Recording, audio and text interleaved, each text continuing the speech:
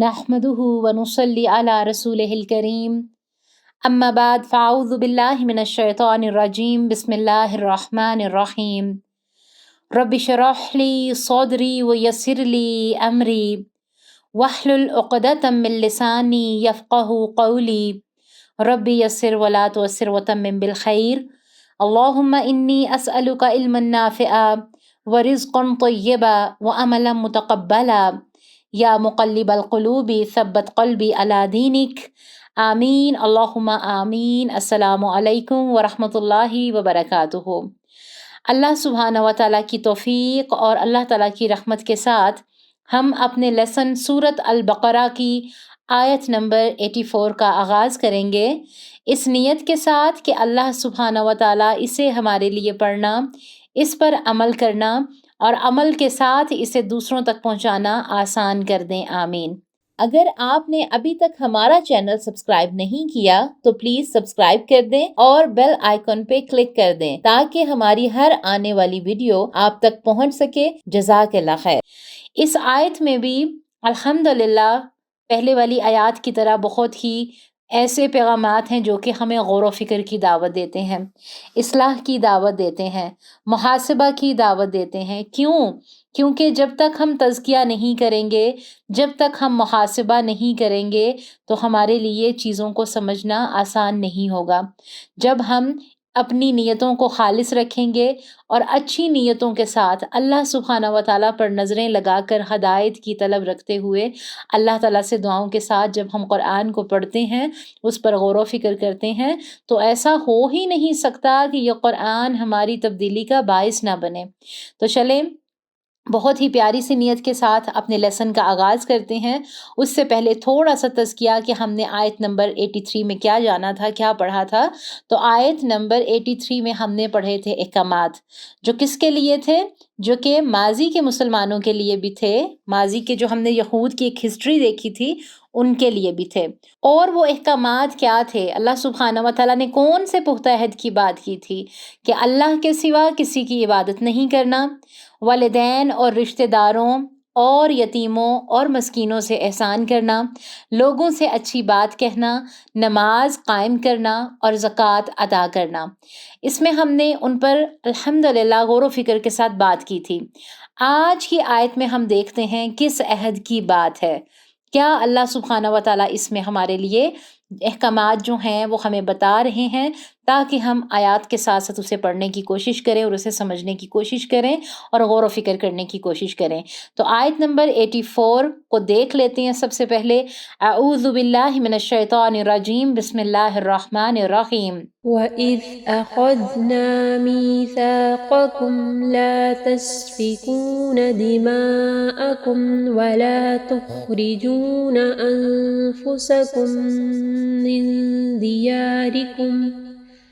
من دياركم ثم أقررتم وأنتم تشهدون۔ ترجمہ دیکھ لیں۔ اور جب ہم نے تم سے پختہ عہد لیا تھا کہ تم اپنوں کا خون نہ بہاؤ گے اور نہ اپنے آپ کو اپنے گھروں سے نکالو گے، پھر تم نے اقرار کیا اور تم خود اس پر گواہی دیتے ہو۔ پختہ عہد کی بات ہو رہی ہے یہاں پر، غور و فکر کی دعوت ہے۔ وَإِذَا، اور جب ہم نے کیا کیا؟ تم سے پختہ عہد لیا۔ کون سا پختہ عہد؟ جیسا کہ ہم نے آیت میں دیکھا، اس سے مراد کیا ہے؟ اس آیت اور آگے آنے والی آیات میں ان یہودیوں سے خطاب ہے جو رسول اللہ صلی اللہ علیہ وآلہ وسلم کے عہد میں مدینہ میں آئے تھے۔ یہودی جاہلی تعصبات کی وجہ سے گروہوں میں بٹے ہوئے تھے۔ مدینہ کے انصار کے دو بڑے قبائل اوس اور خزرج تھے۔ نبی صلی اللہ علیہ وآلہ وسلم کی بعثت سے پہلے وہ مشرک تھے۔ دور جاہلیت میں ان کے درمیان جنگ و جدال جاری رہتا تھا۔ یہودیوں کے 3 قبائل کون سے؟ بنو نذیر، بنو قریظہ اور بنو قینقاع مدینہ میں آ کر آباد ہو گئے، اور انہوں نے ان میں سے ہر قبیلہ کے ساتھ دفاعی معاہدہ کر رکھا تھا جب کسی اوس اور خزرج کے درمیان جنگ ہوتی تو ہر قبیلے کا خلیف یہودی قبیلہ اپنے دوستوں کا ساتھ دیتا تھا اور اپنے خلیف انصاری قبیلے کے ساتھ مل کر اس کے انصاری قبیلے کے خلاف اس کی مدد کرتا، جس کی مدد دوسرا یہودی قبیلہ کر رہا ہوتا تھا۔ اسی طرح قبیلے ایک دوسروں کو قتل کرتے تھے، جلا وطن کر دیتے تھے، ایک دوسروں کا مال لوٹ لیتے تھے۔ پھر جب جنگ بندی ہوتی تو جنگ کے فریقین ایک دوسرے کے قیدیوں کو فدیہ دے کر چھڑواتے اور یہ سمجھتے تھے کہ ہم اللہ تعالیٰ کے حکم کی تعمیل کر کے قیدی چھڑوا رہے ہیں۔ اللہ تعالیٰ نے یہود مدینہ کو میثاق یاد دلایا ہے۔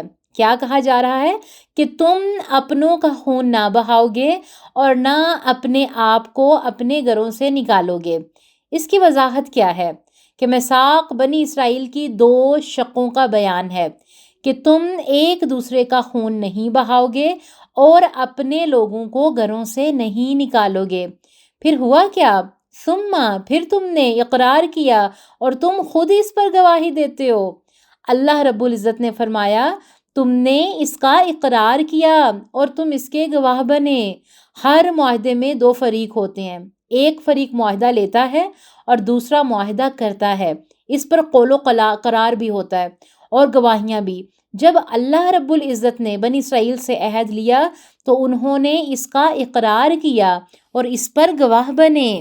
یہاں پر ایک تھوڑی سی بات، کیونکہ آگے آنے والی جو آیات ہے نا، اگر ہم نے یہاں پر تھوڑا سا غور و فکر کے ساتھ ہسٹری کو نہ سمجھا، اس پر بات نہ کی تو آیات کو سمجھنا مشکل ہوگا، اس لیے ہم تھوڑی سی بات کر لیتے ہیں۔ کیونکہ اگلی آیات میں ہمیں مدینہ کے حالات نظر آتے ہیں، ہم ان پر بات کرتے ہیں تاکہ جب بھی آپ اور میں یہ آیات پڑھیں تو ہمیں اچھی طرح سے ان کو سمجھنا آسان ہو جائے۔ آپ کو یہود کا ایک اور رنگ نظر آئے گا۔ مدینہ میں مشرکین مکہ والا گروہ تو تھا ہی، لیکن وہاں پر یہود بھی موجود تھے، اور مشرکین کے دراصل جیسے کہ بتایا 2 گروہ تھے، مشرکین کے 2 گروہ تھے، جس کا اوپر بتایا کہ ایک کا نام کیا تھا؟ اوس تھا، اور دوسرے کا خزرج تھا۔ اور یہود کے 3 قبیلے، یعنی مشرکین کے 3 گروہ اور یہود کے 3 قبیلے تھے۔ کون سے؟ بنو قینقاع، بنو نذیر اور بنو قریظہ۔ اب یہ جو تینوں تھے ان کی آپس میں بڑی دوستیاں تھیں، جیسا کہ اوپر بتایا سب کی آپس میں دوستیاں تھیں، ایک دوسرے کا ساتھ دیتے تھے۔ یہود کے قبیلے بنو قینقاع، بنو نذیر، یہ بہت مالدار لوگ تھے، ان کی دوستی جو تھی وہ خزرج کے ساتھ تھی۔ اور خزرج کن کا قبیلہ تھا؟ یہ جو گروہ تھا یہ مشرکین کا گروہ تھا۔ اوس اور خزرج مشرکین کے قبیلے تھے، جیسا کہ اوپر بھی بتایا، یہ آپ نے یاد رکھنا ہے۔ آپ کو پتا ہونا چاہیے کہ مشرکین کے کتنے گروہ؟ 2 گروہ۔ کون سے؟ اوس اور خزرج۔ اور یہود کے کتنے قبیلے؟ 3 قبیلے، جن کا اوپر ابھی نام بتایا۔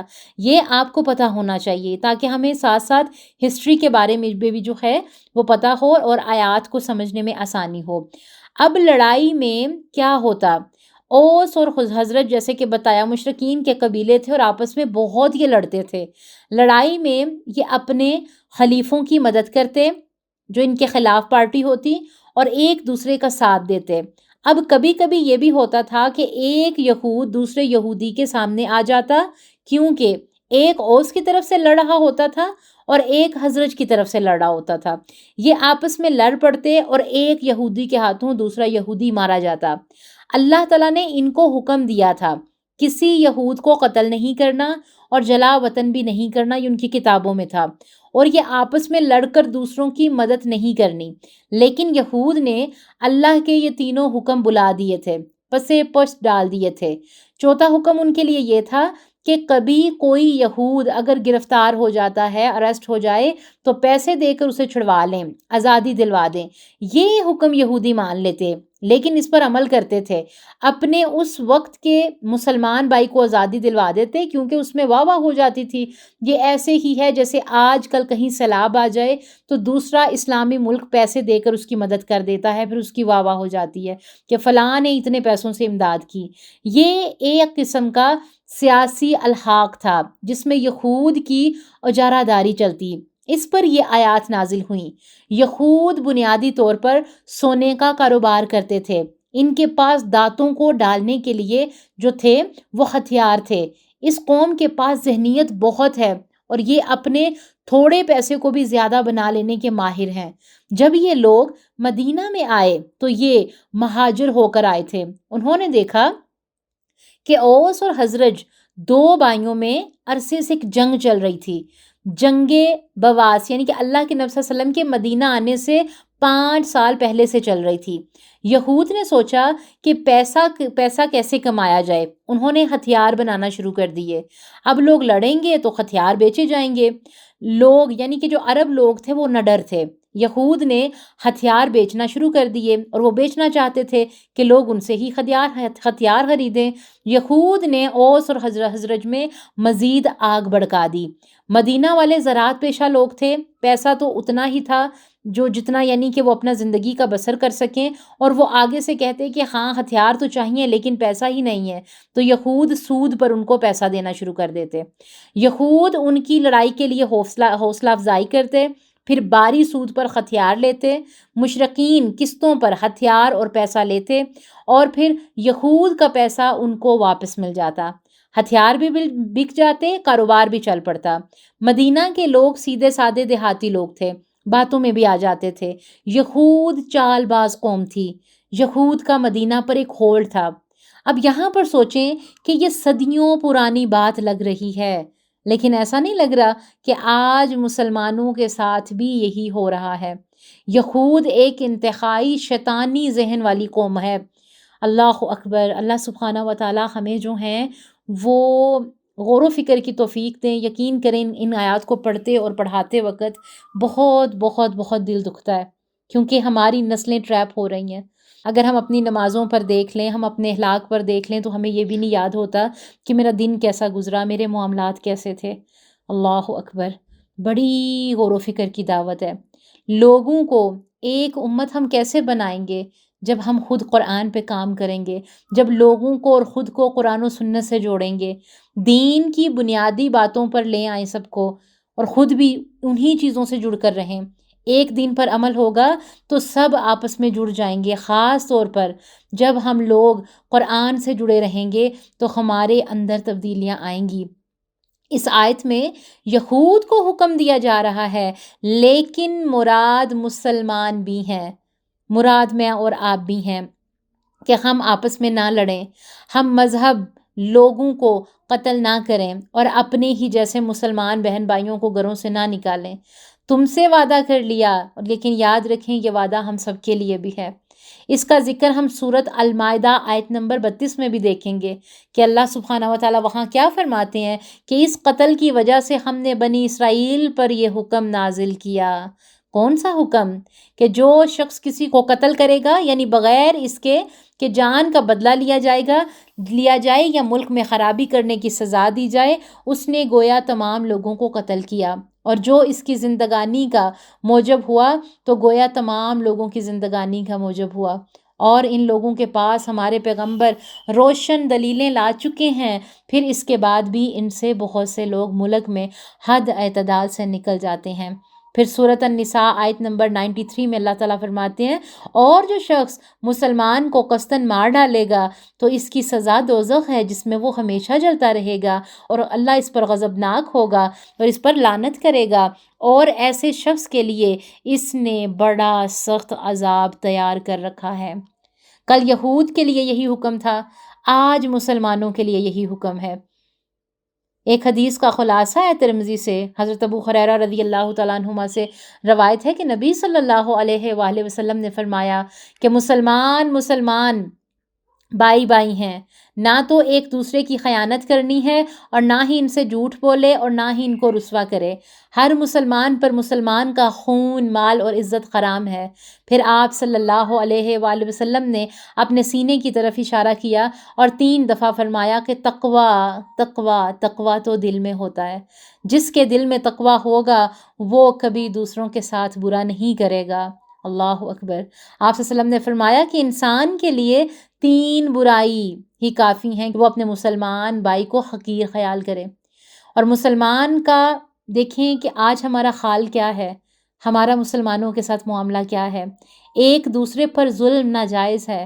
ہم یہ پڑھتے آ رہے ہیں کہ یہود اللہ کی نافرمانی کرتے تھے، دین میں من مرضیاں کرتے تھے، وعدے کی خلافی کرتے تھے، مکر جاتے تھے اور یہ گمان کرتے تھے کہ ہم بخشے جائیں گے۔ اللہ تعالیٰ نے پچھلی آیات میں اس کی تردید کر دی، ہم پیچھے پڑھ کے آ چکے ہیں۔ بجائے اس کے کہ جب اللہ کا حکم آیا کہ اپنے ہم مذہب کا قتل اور جلا وطن نہیں کرنا تو یہ مان لیتے، لیکن انہوں نے نہیں مانا۔ یہ بکھری ہوئی بیڑوں کی طرح ہو گئے، جیسے آج کل ہم مسلمان ہو رہے ہیں۔ ایک شعر ہے نا، حقیقت خرافات میں کھو گئی اور امت روایات میں کھو گئی۔ آج سوچیں، آج غور و فکر کریں کہ ہم اسلام کے نام پر کیا کرتے ہیں۔ ہماری اسلام کے نام پر شادیاں کیسی ہیں اور ہمارے اسلام کے نام پر ہماری فوتگیاں کیسی ہیں۔ آج یہ ہم نے سوچنا ہے، غور و فکر کرنا ہے۔ کیوں؟ کیونکہ آنے والی جو اگلی آیت ہے وہ اس سے مزید ہمیں غور و فکر کی دعوت دیتی ہے۔ انشاءاللہ ہم اگلی آیات کا ربط اس آیت کے ساتھ دیکھیں گے۔ تب تک کے لیے غور و فکر کریں، محاسبہ کریں۔ اللہ سبحانہ و تعالیٰ ہمیں غور و فکر کرنے کی، ہمیں تزکیہ کرنے کی توفیق عطا فرمائے اور ہمیں بہترین طریقے سے قرآن کو سمجھنے والا اور اس پر عمل کرنے والا بنائے، آمین۔ ربنا تقبل منا انک انت السمیع العلیم وتب علینا انک انت التواب الرحیم۔ سبحان ربک رب العزۃ عما یصفون وسلام علی المرسلین والحمد للہ رب العالمین۔ السلام علیکم ورحمۃ اللہ وبرکاتہ۔ وہ تمام ہمارے پیارے سسٹرز جنہوں نے ابھی تک ہمارے چینل کو سبسکرائب نہیں کیا ہے وہ ہمارے چینل کو سبسکرائب ضرور کر دیں۔ کمنٹ باکس میں جا کر ہمیں اپنی رائے کا اظہار ضرور کیا کریں۔ اس سے کیا ہوتا ہے کہ ہماری پیچھے جتنی بھی ٹیم ہوتی ہے اس کو بہت خوشی ہوتی ہے، کام کرنے میں آسانی ہوتی ہے اور اس سے ہم خود بھی موٹیویٹ ہوتے ہیں کام کو لے کے، چیزوں کو لے کے۔ اللہ تعالیٰ آپ سب کو جزائے خیر عطا فرمائے، آمین۔